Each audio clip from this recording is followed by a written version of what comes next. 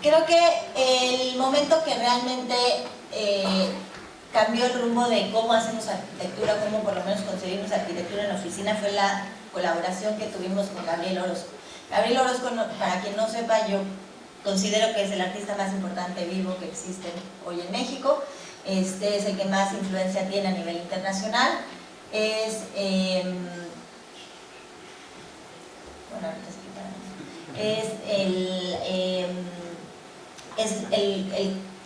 que más exposure o exposición tiene a nivel internacional, sin duda alguna, en el arte en el país.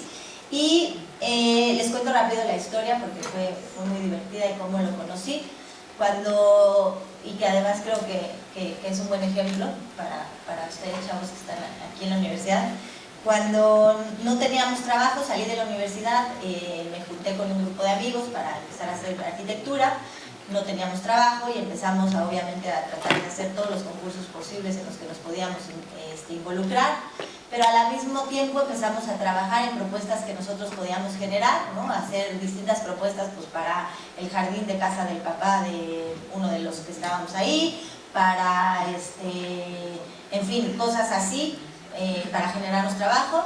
Investigación, empezamos a hacer investigación, hicimos un libro de la Ciudad de México y a partir de ahí generamos varias propuestas de intervenciones en la Ciudad de México. Hicimos muchas exposiciones, diversos eventos culturales, pero también estábamos pensando en cosas de qué queríamos hacer en un futuro. Entonces empezamos a hacer casas, por ejemplo, en la Luna, que nos parecía que para estas alturas llegamos a estar construyendo casas en la Luna, puede ser pronto. O, por ejemplo, una casa para Gabriel Orozco. Decidimos que Gabriel Orozco era una de las personas que más admirábamos. Conocíamos su trabajo, en México se conocía poco todavía en esa época y sin embargo nosotros lo conocíamos y empezamos a investigar más de su trabajo. Hicimos una propuesta para una casa para él y fuimos a tocarle la puerta. No lo conocíamos personalmente, conocíamos nada más su trabajo. A él le pareció muy divertido que estos tres escuincles babosos que le llegamos a tocar la puerta hicieran una casa para él, basados en una imaginación de cómo era él y su familia.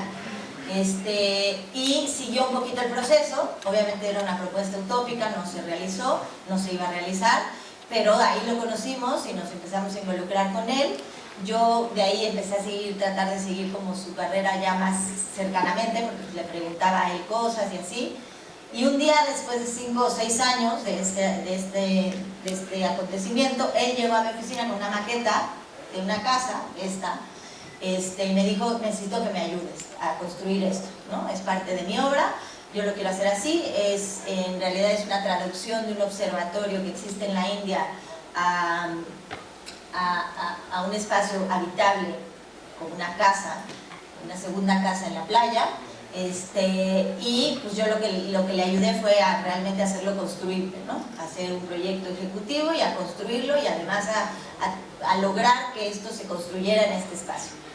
¿Qué me dejó, además de obviamente un proceso increíble de estar al lado de uno de los grandes creadores y pensadores de nuestra época, que es Gabriel Orozco, durante 3 años? Pues fue el entendimiento de un proceso de construcción en un sitio extremadamente pues rural, yo diría, ¿no? Extremadamente extremo.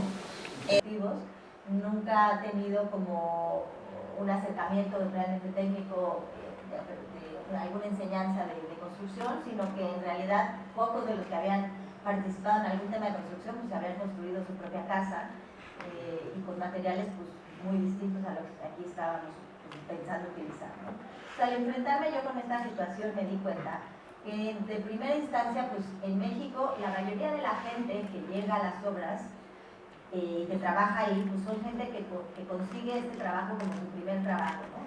Que muchas de las veces tienen, vuelvo a repetirlo, muy poco conocimiento técnico realmente de la construcción misma, no tienen enseñanza, educación en este sentido.